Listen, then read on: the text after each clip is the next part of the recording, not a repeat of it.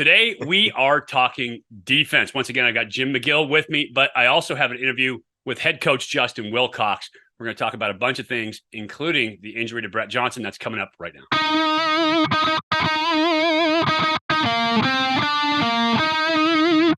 Hey, everybody. Welcome to Bear Insider, Ultimate Insider Podcast. I am Mike Puskis, Hall of Fame Cal quarterback, and today we're talking about defense because what's more natural for a quarterback to be talking about than defense? But the Bears have something going this year. I think they got some talent across the board. We're going to talk defense with Jim McGill. Later on in the podcast, I'll be talking to Coach Wilcox. We're going to talk about a bunch of new faces, a bunch of guys that he has high expectations for, and also about how the injury to Brett Johnson affects the team. That's coming up. But right now, let's bring Jim in. Jim, welcome back to the podcast. Let's talk defense. You've been watching them all spring, all summer, as we talked about. Tell me what you think this defense is going to look like now. And obviously, you know, the elephant in the room is Brett Johnson, the best player on the team, getting injured. I expect a good defense this year. Obviously, Brett's absence is going to be deeply felt on the defense. He's a dominating player that you have to have oftentimes two players account for him because he's so strong. They did have a top three defense last season without him, so they have something to compare it to. I like the depth of this defense quite a bit more than last year's, and even though it's a young defense, they bring back some freshman year experience where there were a lot of young standouts. So I'm pretty bullish on this D. The biggest question mark in my mind is the defensive line. We saw early spring a lot of high hopes for that group with a lot of depth, but when you take out three potential rotational players, that's going to affect any team. And if they didn't have good depth heading into spring and they lost these three, that would be really tough. But they may just have enough to weather the storm, and we can talk a little bit about that. Yeah, the fact that they've recruited so well at that interior defensive line position is huge. You know, we talked about it. Brett Johnson is, and I'm going to let Coach get more into it. Brett Johnson is arguably the best football player on that team. And you lose him going into a season. I thought he was a huge loss last year. He's a huge loss this year. But you already lost Stan McKenzie, too, at that inside spot. And so, you know, you've got some guys that were going to be not just rotational players, but really starters, guys that you counted on up there. And so other guys are going to have to pick it up, but I think they're going to be pretty good. I'll let you go through the D-line. Start it off with us. Well, since we're already there, let's start there. The game is won and lost at the line of scrimmage. And so on the defensive side, that involves the big bodies up front getting after the quarterback and stopping the run. The guy who arguably had the most impact on the defensive line last year is Ethan Saunders. He had 3.5 sacks and a bunch of TFLs, and he was just a redshirt freshman, so he just continues to get better. The staff loves him. At the nose tackle position, you've got Ricky Correa, and he's made an interesting transformation. He was one of those rare guys that could play at a really high weight at 355 last year, but still be quick, a sideline to sideline guy. That's very, very unusual. But the strength and conditioning staff challenged him to maximize his physical potential. So he lost another 20 pounds, and he doesn't even look like the same guy. I mean, he looks so much leaner, and to be lean at 335, that's like some kind of magic trick. I don't know how in the world he does that, but he's moving even better. So he's looking good up the middle. And then on the other side, you've got Jaden Roberts. He's a guy that was a flex guy last year that played both inside and outside. I think they want to see consistent effort out of him all year, but he's one of the strongest guys on the team. The offensive lineman will tell you that. If they get consistent effort out of him, he's a guy that can cause some damage in there too. One guy that has made an interesting move this fall is Achille Calhoun. They moved him to outside linebacker just to test him out in the spring when there wasn't as much depth there. And now that they got a little more thin on the defensive line, they moved him back to defensive end in the start of fall camp. But he's another guy that has come in a lot leaner and stronger and quicker. And it looks like the light has come on for him after kind of a sluggish spring. So I expect him to be a key backup too. Overall, you'd like to see a little bit more depth there, and when you lose two starters or McKenzie and Correa, they were kind of 1A and 1B, and then a depth guy like Wilkins, obviously you can't rotate as much as you would have liked to have, but there still is a lot of talent there, so the hope is that they can weather that storm. Yeah, and Coach Wilcox described it, the defensive line and receivers, we talked about receivers the other day, kind of the same position. Young guys, great talent, need to prove themselves. And so that's going to be a big piece of it. You talked about getting, bigger. Ricky Correa looking slim at 335. That's called winning the genetic lottery. So when you have genetics like that, you're going to look slim at 335 and hopefully be a beast on the interior. As a nose guard, 335, strong, looking lean, you should be able to control at least both A gaps, be there and be solid in at least one and leave the other A gap to a linebacker. Roberts is one of those guys who plays hot the way coach described him. He'll give you 3-4 great snaps in a row and then kind of settle in. He'll be gassed. And so they need to find a way to temper that, to manage that. And he needs to find a way to be able to play at that high level every single snap. I agree with you there. On the outside, Saunders really kind of showed up towards the middle and the end of the season and started making plays. I remember calling his name a lot on the radio. And so he's a guy that needs to take that mantle now. So between he and Correa, they need to take that mantle. And then Roberts needs to be that big play guy. If he's going to be working that 3 technique, he needs to be a guy that's working there or at that defensive end also needs to do it. I like the line because you have guys that are interchangeable, but what used to be depth, what used to be a lot of guys in there that could kind of get it done now has gotten very thin. And so that's a concern just due to injury and guys, Stan McKenzie being gone, in terms of Brett Johnson being gone, and Wilcox, like you talked about, being gone. With those guys out, it makes it tougher on that defense. And so they're going to have to find a way to play more nickel. You can't stay in nickel all the time or else teams are going to beat you down. But you have to find a way to play more nickel, which means you only have 2 of those interior linemen on the field, and you have more outside backers, more backers on the field, a position that the Bears are deep at. But if you do that and you can find a way to manage it with personnel, I think they have the potential to be pretty good on that interior line. Yeah, that's the saving grace. They do play a lot of nickel formation where they've got those 2 linemen. But when you've got big outside linebackers that are lining up like Xavier Carlton and Odua Isabor and some of those guys, they're 275, 260 strong, quick, fast twitch guys that can provide you a lot of rush. So they're guys that could naturally play defensive end without stretching things. So that helps a lot with that too. Yeah, and Isabor actually moved from a DN spot, at UCLA, kind of up to a stand-up guy back and forth. And so playing that outside linebacker spot now for him, at least as a rush guy, it's a natural position for him. He's probably, in terms of outside backers, the most versatile, most talent for versatility, if you get what I'm saying. I don't want to say he's the most athletic because there's some athletic dudes in that group, but he has great talent to do it all, to rush the passer and to be a guy who can take up space and drop into coverage as well. And so I think that outside linebacker spot are guys who either played at other schools in Isabor or guys who have kind of played and yet to fully emerge because Cal had Cam Good for a long time at that position. Last year, Marcus Bimage came in at that position and played extremely well from Texas. And so that outside linebacker spot, you may see a few of the inside guys moving out to that outside spot from time to time as well. If they get into more passing situations, if they get into more situations where they need to play maybe a little man coverage on tight ends versus running backs, that kind of thing, a little versatility because they are so deep at that inside linebacker position. Yeah, that position versatility, you see it throughout that defense. You have a lot of guys that could play nickel or corner, or safety or nickel or safety or corner, inside, outside, and that gives them maximum flexibility to be able to design their defense around their weekly opponents. And I think the coaches really appreciate that flexibility. It just allows them to do a lot of things that they're not locked into with this defense. Yeah, especially with what they do on defense, right? That nickel 2-5 defense is really interesting to look at, to watch as an analyst, as a quarterback. I appreciate it because it's tough to read. The way that they move line, the way that they make offensive lines kind of use up bodies, pointlessly use up bodies by showing them, a 4-man side to one side, getting the slide, and then looping guys back in.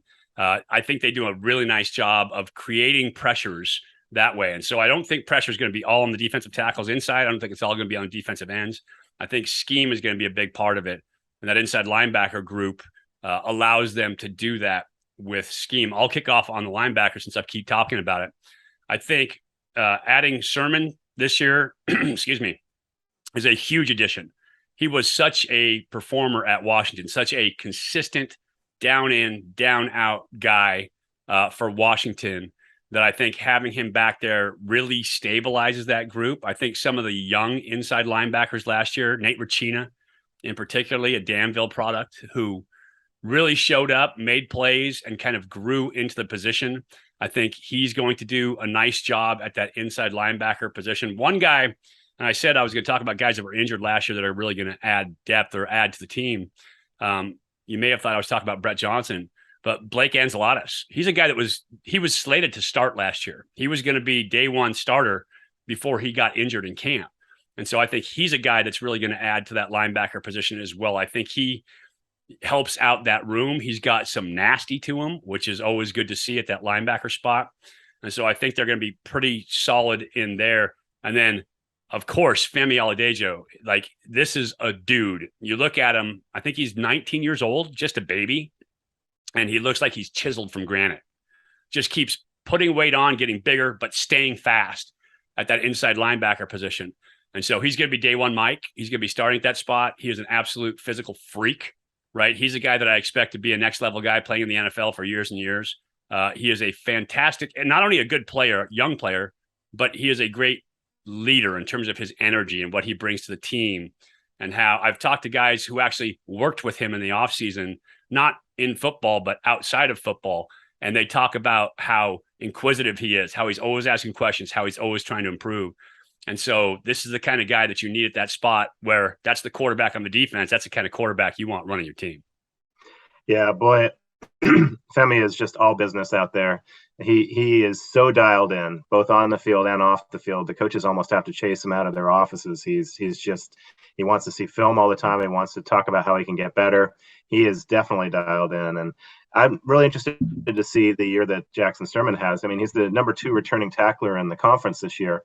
And you listen to UW fans, and they think listening to them talk, it's like they got rid of some dead weight, which I think is insane. But, if you go to practice, you stick around a little bit. He's the last guy off the field. He's slamming those tackling dummies. He's working with Peter Sturman, his father, on technique. He's the guy that wants it. He's a guy that's physical and gets after it, and he knows what he's doing out there. So that'll be really interesting to see what kind of an impact he's going to have on this team this year. His veteran presence has been unmistakable. All the linebackers are really happy to have him in.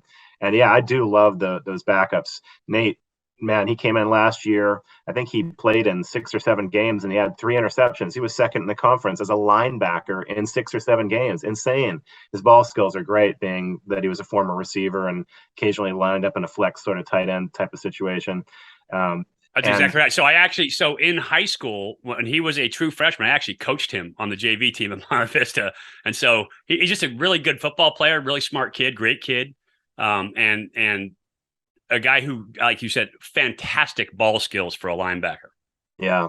And you talked about Blake Enceladus. He's a real interesting case. He was just a dynamo in high school, just a guy that was all over the field, the kind of dog that you want to have on your defense. But he was undersized, and he came to Cal, and he just didn't have the size to be an impact player. And then he got hurt, especially last year with the ACL. And it's great to see him back, and he's put on good weight. I think he's around 240 or so right now, and moving really well. So he's a guy that's going to be able to spell those starters and keep the aggression going, and a sideline to sideline tackle guy. And I even like their third string. I mean, Trey Pastor is a guy that had some real nice impact last year as a redshirt freshman, and a guy that's really interesting that moved up is Ryan Puskis. He was somebody that was buried on the depth chart early on. A lot of it was because of injuries, and some of it was because of size.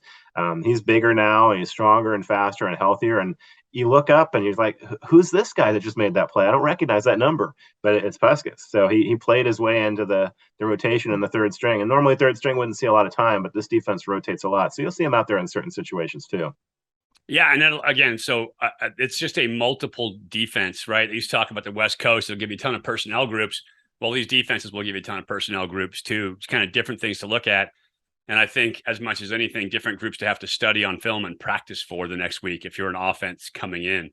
But I think overall, to me, that inside linebacker position is the strength of Cal's defense. I think that's, like we talked about with Jackson Sermons, and then Ricina coming back, and then Femi, obviously a stud, the depth at that position, the intelligence at that position, guys who have proven that they can play at that position. I think that is the strength of this Cal defense. Would you agree? Yeah, definitely. The middle of the defense is where they're going to funnel a lot of the running plays, and these guys have coverage skills too. They're going to do a lot of things out there that are going to set the tone for the defense. Yeah, and when you talk about the Washington fans, it's like the pretty girl who got entitled because everybody loved her. And so if you don't tell her their dress is pretty, she thinks you're an awful person. But they don't recognize that they lost a hell of a linebacker in Jackson Sermons. That's all there is to it, right? Sure. They're horrible to quarterbacks. They were awful when Jake Browning was there. He was only the leading passer in Washington history, and you throw one pick against Cal and you're in trouble. Or that was not Browning. He got pulled for that, which started the feud. It was actually the quarterback out here from Danville as well, who went on to almost beat him at Fresno State. Yeah, so Hainer, exactly. And so, they're pretty fickle up there. They're Washington fans are an interesting crew. Let's just put it that way. So let's go on to the secondary now. So we talked outside about linebackers. Let's grab them. Okay. Well, I went over them already. You talked and hit me with your outside linebackers. So that was a position that was looked at as one of the thinnest on defense, or really any unit on the team before spring, but they had some real impact transfer guys. We talked about Odoa Isabor a little bit. He's definitely provided a lot of instant impact there. He's good on the rush, good in coverage. He's a guy that's all over the field. And then you bring in Xavier Carlton, who had been a defensive end, but now he's bolstering the depth on the outside linebacker core, and he's another versatile guy that can do a lot. Behind them, you've got a lot of guys that can make an impact too. You've got Oren Patu, who is a rush specialist. You've got Miles Williams, who really flashed a lot in the spring. Now with these new guys coming in, he didn't get as many reps in the fall, but he's a dynamic pass rush guy too. They've built up a lot of good depth there, so they have position flexibility, athleticism, a lot of different ways they can use those guys. So that's gone from being an area of potential weakness to an area of strength as well, with good depth. Absolutely. And I'll let you take it from there. Talk to me about DBs. Your thoughts. Another area of strength in the defensive backfield is the safety group. Those guys legit go three deep. You've got Craig Woodson coming back from his ACL, and he's a super athletic guy. A lot of people don't know he was a high jumper in high school. He high jumped 6'5", and being a guy who's 5'11", 6 feet, that's really impressive. They're super athletic, and he combines that with a hard-hitting ability. And then you've got Daniel Scott, who's just the consummate veteran back there, 6th-year senior. You don't see that too often. And he's always in the right place at the right time. Great ball skills, too. One of Cal fans' favorite plays where he jumped that ball at TCU. Yeah, just brings a real stability to that defensive backfield. And behind them, you've got a lot of good players, too, that are going to find their way into the rotation, like Ray Woody, the Florida State transfer. He's one of the hardest hitting guys on the team, just loves to play ball. Miles Williams, they call the two Miles Williams, BMW and TMW. He's the Texas Miles Williams. He's not as big as the linebacker, outside linebacker, but he's the guy with good ball skills too. He's always around the ball. He's a guy that in many years could be a starter for them. And behind them, you've got even good depth on the third line. Hunter Barth is a guy that's a big hitter that flashes quite a bit out there. And you've got DeJuan Butler from local Antioch High, who the lights come on for him this spring and fall, where he's providing big hits and he's getting better in coverage. So it's a deep safety group. The nickel group is good too. We're seeing Colin Gamble start there. He's a flexible guy that can play both nickel and corner, but he's primarily been nickel. They've got a few other guys that can swing in there from the corner position too, but nickel is a key position on the Cal defense.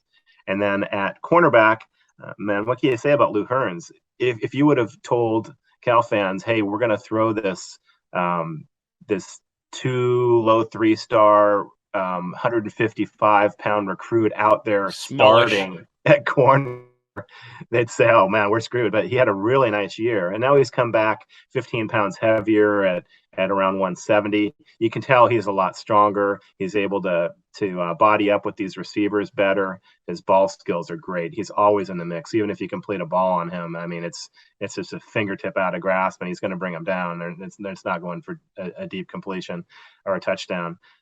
He's a guy that has been money all fall.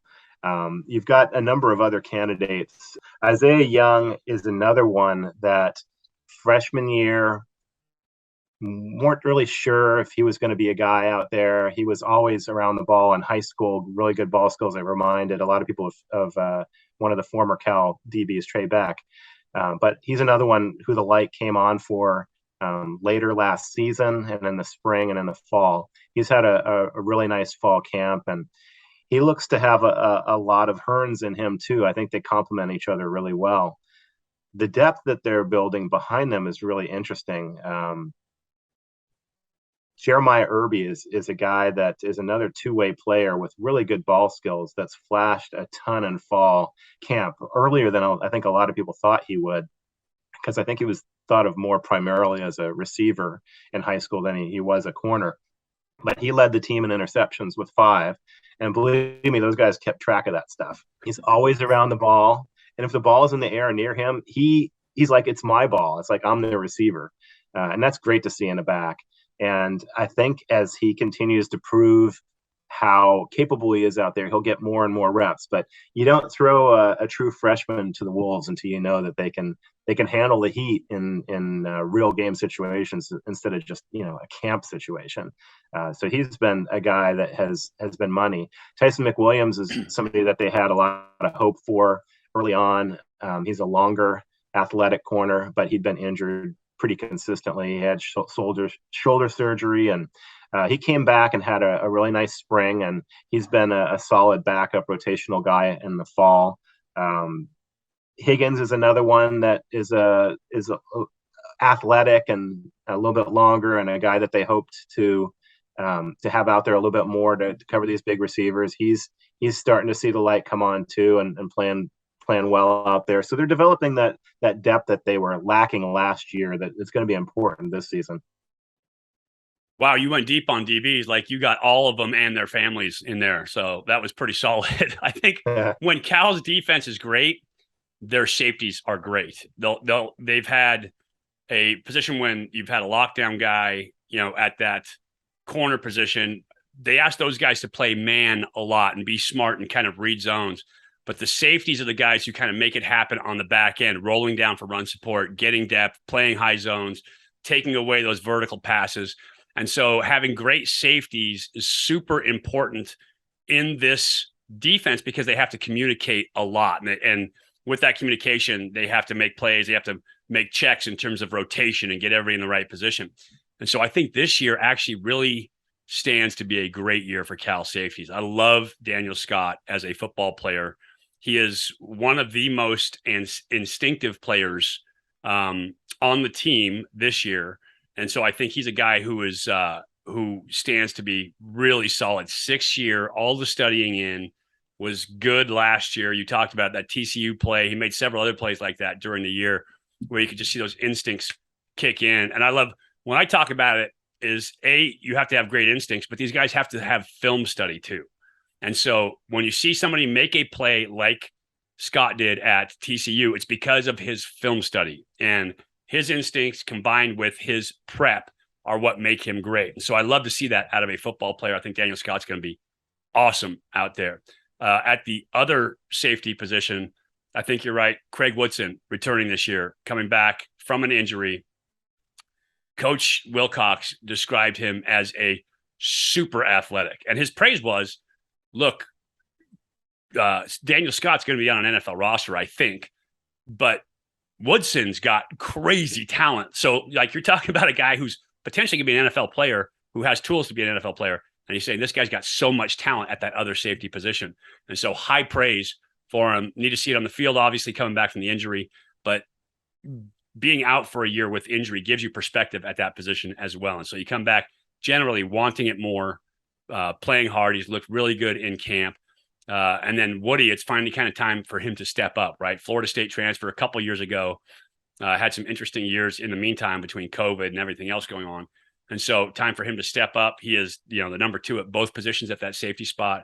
So a guy who can make plays out there. And of course, Williams behind as well. And so you go out to that corner position, Lumaja Hearns, he's a guy, it's a classic De La Salle guy. maybe not the 6 foot that you're looking for at that corner position, and not quite heavy enough, but just goes out on the field and balls out. And then you listen to him talk. He's a natural leader, guy that's going to work hard in the locker room. He's going to bring that accountability, which is one of the huge traits coming out of De La Salle that I've seen in a ton of players, that they bring that accountability with them. And so that is great to have with your teammates. And so he's going to be a leader on that defense as well from that corner position. And that, the defensive backs are just kind of a unit to themselves, oftentimes as well, because they're out on an island all the time. And so he needs to be really good at that corner spot. Isaiah Young on the other side made some great plays last year. I thought he did some things from time to time where you're like, ooh, he's got some skills. He's going to be pretty good. And so I think he is good. I like Irby as a young player to develop. And you said they don't put you out there until they know that you can go at this level. They don't put you out there until they think you can go at this level. And then you get out there and you prove whether you can play or you can't play, right? We've seen guys come out like Lumaja Hearns last year and prove that they could go, that they could be the guy. And then other guys with great talent go out and prove that they couldn't. And so I think Irby shows good instincts. He shows great ball skills, and he seems to be in the right position. As I talked about, this defense is pretty intricate, and they ask guys to do a lot and read a lot. And so I think as a field corner, that's, you don't attack the field corner a ton because they're to the wide field. It's a long throw and gives them makeup time. But as a field corner, it's a good spot to break in and to learn the spot. Colin Gamble backs up both those guys at corner. So if one corner goes down, Gamble's the next guy up, but he's the nickel. And so that nickel position, huge in terms of being smart. I consider that nickel in with the safety group, right? Those guys making checks, attacking run, being part of that whole run support, and then being able to play man. I would say for me, without a doubt, that nickel position is the toughest in the game to play because you are generally playing off. Your receiver has a two-way go. You're generally going against a skill guy or a tight end who's not a great matchup for you. And so it is a tough spot to play and to be great. And so I think Colin Gamble locking that down, they have a lot of faith in him. They expect him to play well, but that's going to be a super important position for the Bears on defense as well. Definitely. So that's it. That's it for the defense. Talk about special teams a little bit here, Jim, and then we'll get to the interview with Coach Wilcox. The special teams went from being a major liability in 2020 to, fairly reliable in 2021 after a little bit of an uneven start. Longhetto was one of the leaders in field goal accuracy, and he made all his PATs. He's come back in the spring and fall with a much stronger leg. It got better last year, and it's continued to get better this year. He gets continued loft on all of his kicks, and his accuracy has been really good. He's been money all spring and fall, and pushing him is a true freshman walk-on Michael Luckhurst, Mick's son. And man, does he have a booming leg. Longhetto's been hitting from distance. I mean, he had a 55-yarder that cleared the crossbar by 5 yards. I'm not sure if Luckhurst has quite that range, but his kicks, they go over the top of the uprights, which you don't see that often, maybe from really short, but not from 45. Big leg. He's just working a little bit on his consistency. He's not quite as consistent as Longhetto is right now, but I think they provide a good 1-2 punch if you have any issues with Longhetto's health or consistency or anything. You got a guy in the background that's ready to go. Jameson Sheehan is someone that you'd like to see a little bit more consistency on depth of his kicks and height on his kicks.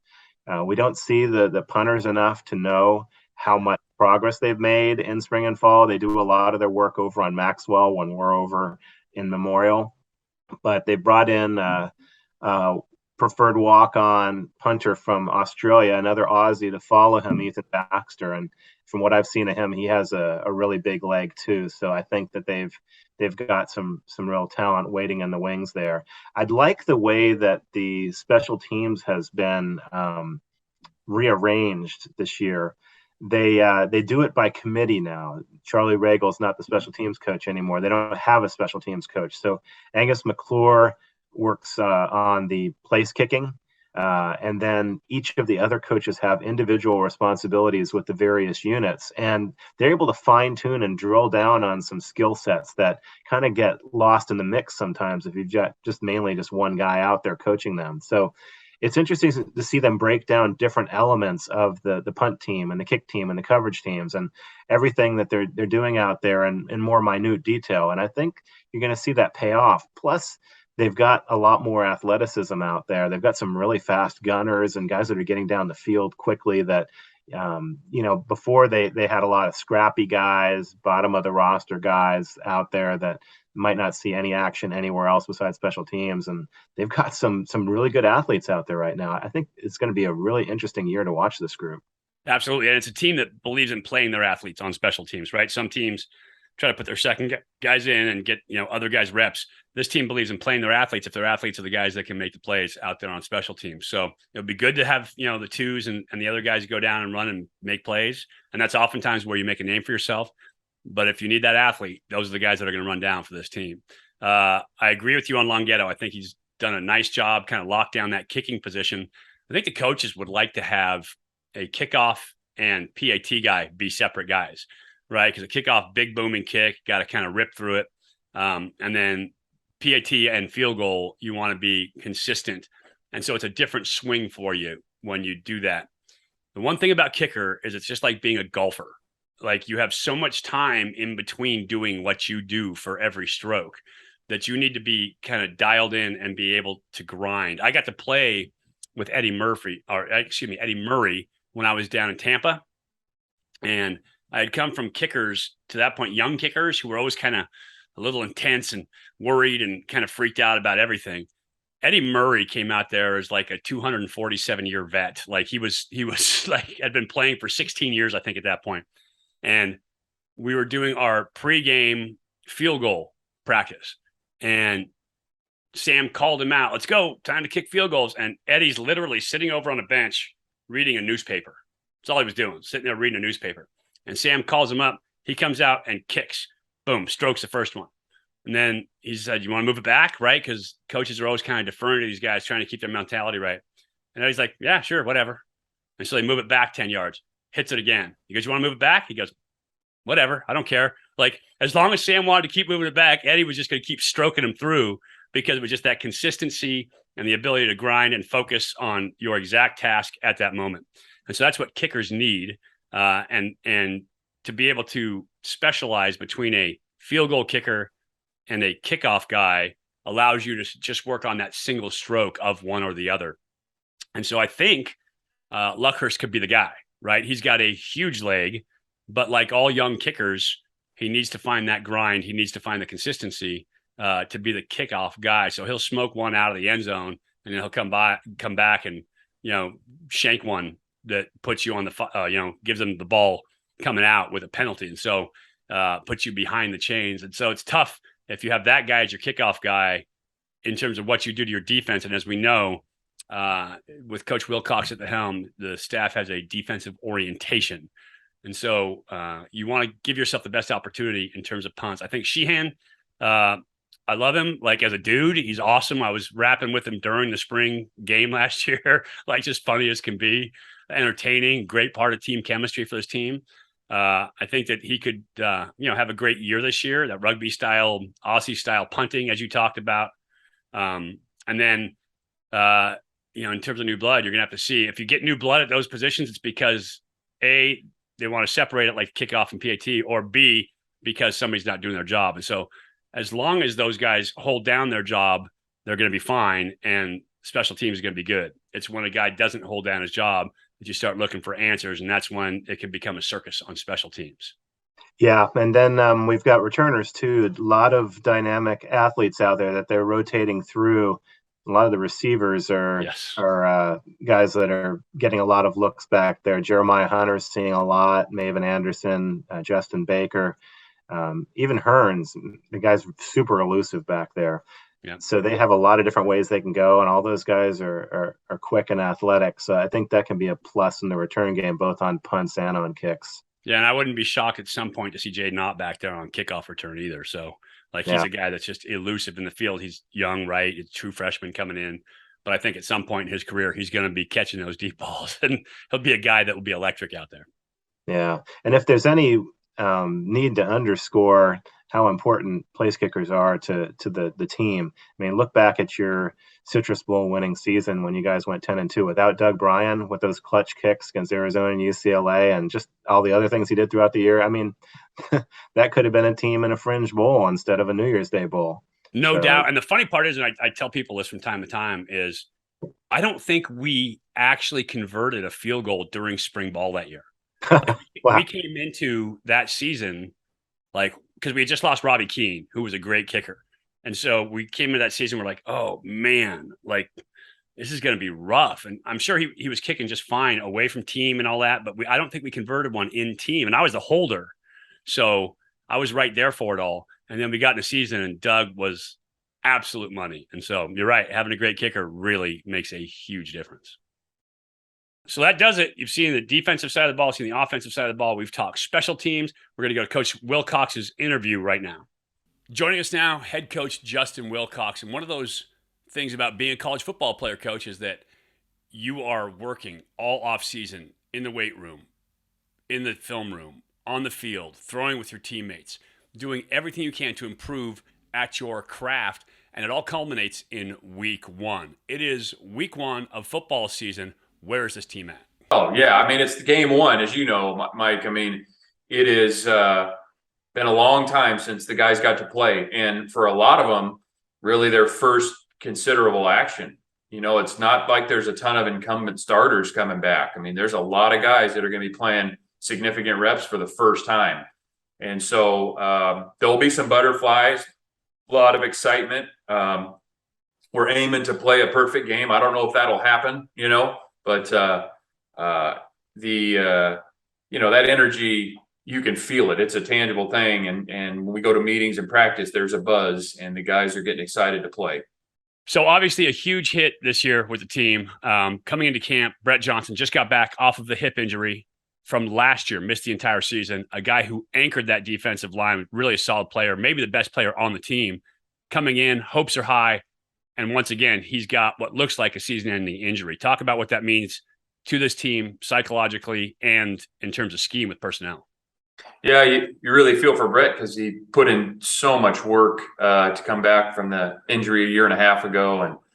And he, if you didn't know he was injured a year and a half ago, you wouldn't have known the difference in terms of the level he was playing at this fall. And it's hard to rationalize why these things happen, but he was working his butt off and he really had just kind of a freak injury this past week that's going to cause him to miss this next season, the 2022 season. And just really feel for him because he's a incredibly well-liked member of the team, incredibly respected. The player he is kind of speaks for itself. He's a fantastic football player, a future NFL player. And have him go down, it certainly, we all hurt for him. And I don't know, there's not one person that's going to necessarily pick up where Brett left off. It's going to be a number of guys that we're going to lean on. And we like the guys in that room. Is it ideal losing Brett? No, of course not. But, we'll support him through his rehabilitation. He will be back a year from now. And in the meantime, some of these other guys are going to get some more opportunities and they'll be, I'm sure, excited to, get their chance to go out and compete. How much urgency do you put on those guys, right? When you talk to them, as a coach myself, I know coaching high school completely different. I don't get to pick a lot of my guys. We kind of got to play with what we've got. But when you have a kid that goes down who is a star player, how much urgency do you put on the guys behind him to kind of step up, fill that role with that next man up mentality? Well, we try and create that urgency, last January and in spring football and in summer workouts and in fall camp. And you really don't want it to take an injury to create urgency. And I don't think, these guys have been working hard. And now maybe their roles may increase because, with Brett being out and Derek Wilkins, who went down in spring, and Stanley McKenzie, who's not here this fall, there's some other guys that are going to have some more opportunities. But we don't necessarily sit down with them and tell them, hey, now you got to start working hard. I mean, those guys have been working hard since January, and now they're just going to have maybe more opportunities to go out and play in a game than they potentially would have had Brett or those other guys not been dinged up or gone. So we are looking forward to those guys continuing to improve. And as I mentioned, it's not going to be one guy that we sit there and say, hey, you need to pick up where Brett left off. I don't think that's fair to anybody. So Andrew Browning's a hell of a coach, and he's going to get those guys ready to play. So on the other side of the ball, new era at the quarterback position. Jack Plummer comes in. He's looked pretty sharp. I like him, as a quarterback, former quarterback myself. I can be pretty picky, and I like him at that spot. And he has a bevy of tools, bevy of targets to throw to as well. Talk about Jack Plummer, the offense, kind of where do you think they are coming out of camp? Yeah. So a lot of new faces, right? With Jack, starting with him, and Jack's a talented passer, and he's a competitive guy. He's a strong leader. He's done a really, really nice job in a short amount of time here. He's very bright. Football makes sense to him. He likes football. He studies it. So, along with that, we got some new faces really at a lot of the skill positions. And, the receiver group, J. Mike, Maven, Jeremiah, Monroe, who's done a really nice job as well. Mason Mangum's had a great camp. Tommy Christakos has made some really big plays. So a lot of, kind of new faces that people maybe not have seen, but they don't have a ton of experience, but they are talented. And when you take that group with the tight ends and Jermaine Terry, who's had a phenomenal offseason, Kaleki Latu, Mojo's really improved, and then Damian, who has played, and Jaden Ott, who's a new piece, who's going to get a significant action. I think just a lot of new faces, but some very talented guys. And I think they're eager to go out and, get their opportunity. They've been watching maybe from the sidelines for a year or more, and now it's their shot. And I think they're really eager to get out there and make a statement. And they love playing together, and I'm excited to watch them. And so all of that hinges on the play of the offensive line, right? All of those guys are skills guys, are specialists.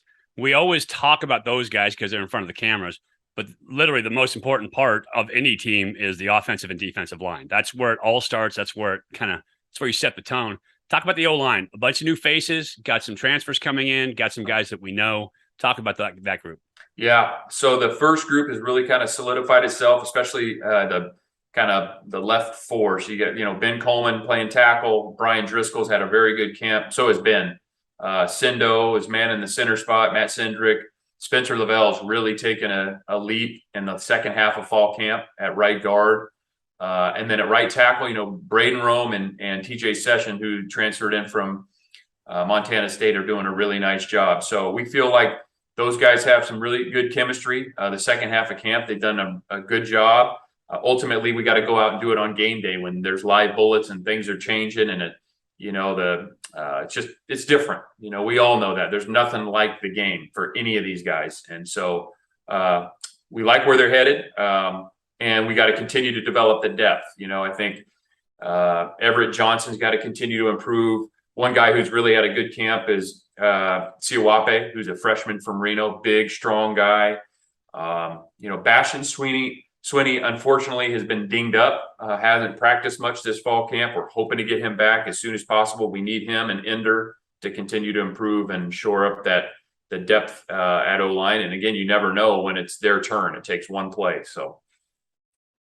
Yeah, and again, so important. We started with kind of the defensive line of Brett Johnson. Let's talk about the back end of the defense, right? You started on that side of the ball. Obviously, you're a head coach now, so it's all your baby, but defense is kind of where your background is. Talk about the defense and the improvement, I think, at linebacker. Last year coming in, linebacker was young, questionable. This year, you guys are solid at the linebacker spot.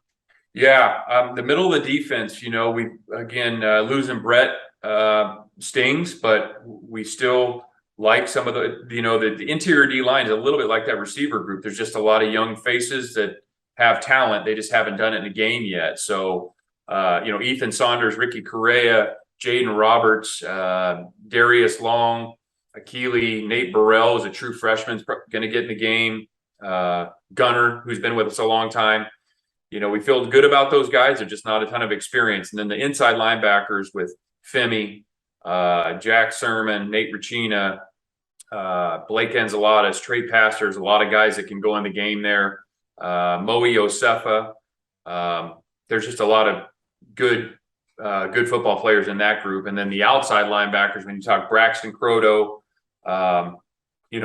Odua, who came to us from UCLA, has done a really good job. Him and Xavier Carlton both. There's going to be a rotation going. You're going to see Odua and Xavier. You're going to see Braxton, Miles Jernigan, who's had a really good camp. Excited about him as well. So a lot more rotations probably going on in that front seven. And we always talk about kind of chemistry stuff and other things as coach when I get on with you and talk about that rotations as a player, right? I was a quarterback. I didn't want any rotations at my spot. Like I didn't want to miss a snap at all. How much do you leave a guy in when he's feeling it? How much do you give him a blow when he's, tired? How do you play that? And how does that what decision goes into that for you as a coach? Yeah, on defense, there's certain positions and players that they're going to play until they need a break. And then there's other spots where we have planned rotations, and some of it's ability and performance and some of it's pace of play, and so some of these teams that run a lot of plays and up tempo offense, if there's not a huge discrepancy between, two players, then you're going to roll them because you want fresh bodies in there.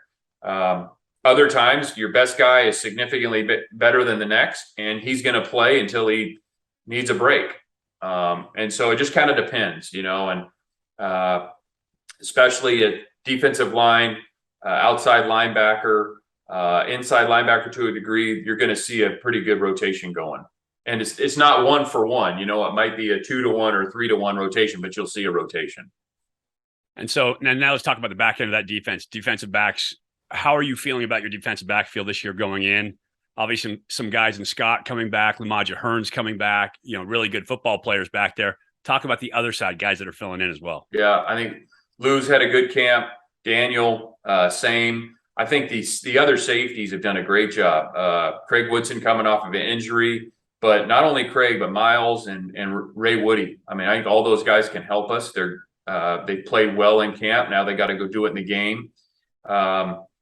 Colin Gamble had a really good camp playing nickel, and he can also play corner, but we're trying to really just focus on him playing nickel. And then, Isaiah Young, Tyson McWilliams, there's been a few guys. Jeremiah Irby, who's a true freshman, has made a lot of good plays in camp, but he's still growing. But, again, that left corner or the field corner spot, a couple of those, younger safeties, they just haven't had a lot of experience. So it'll be time for them to get their feet wet starting this weekend. Yeah. And finally, going into the UC Davis game, right? A coach that Coach Hawk, if I read correctly, he gave you your first GA job coming out of school. Yeah. So you've coached with him, him. Talk about your relationship and talk about what this game means. Yeah. I think the world of Coach Hawk, I've known him quite a long time now. And I was a grad assistant for him at Boise State way back in the day. And just a super guy, really a fantastic motivator, really good football coach. So you know what you're going to get with them. I mean, they're going to be well coached. They're going to play very hard. They're going to be, the schematics are going to be very strong. And, I just got a ton of respect for them. And we know what kind of team they're going to have coming in here. So we got not only for the coaches and the program, but we got a lot of respect for the players and some of the guys we actually know. Well, Coach, I appreciate you coming on with us here today. I am looking forward to a football team is never a finished product, right, until the last snap of the bowl game. But I am looking forward to seeing the product that starts the season this year for the Bears. Yeah, so are we. So a word from the coach, I think that energy is there for this team. I think they're ready for game one. Obviously, having the Aggies, UC Davis come in, a great matchup, right? A regional team. You're going to have good energy in the stands, but you're not going in to play Oregon game one. So always nice to have a game to kind of knock the rust off, get the energy out. But you still got to play good because the Aggies can knock you off. Coach Hawk being a guy who's pretty sharp and that team will always be well coached. So, Jim, I appreciate you coming on here today. As always, your insights incredibly helpful. Thanks, Mike. Good to be here. And so that'll do it for our defensive preview. Look forward to the Bears versus Aggies this Saturday. Appreciate you guys watching. As always, we're all big fans of Cal football as well. I'm looking forward to this year celebrating my partner, Joe Starkey. If you haven't heard the news, Joe Starkey retiring. And so I am looking forward to celebrating maybe the greatest voice in college football right now, Joe Starkey, my partner, my mentor, as we go into this season. Appreciate you guys watching. I'll catch you next time on the next Ultimate Insider. I'm Mike Pulaski. Go Bears.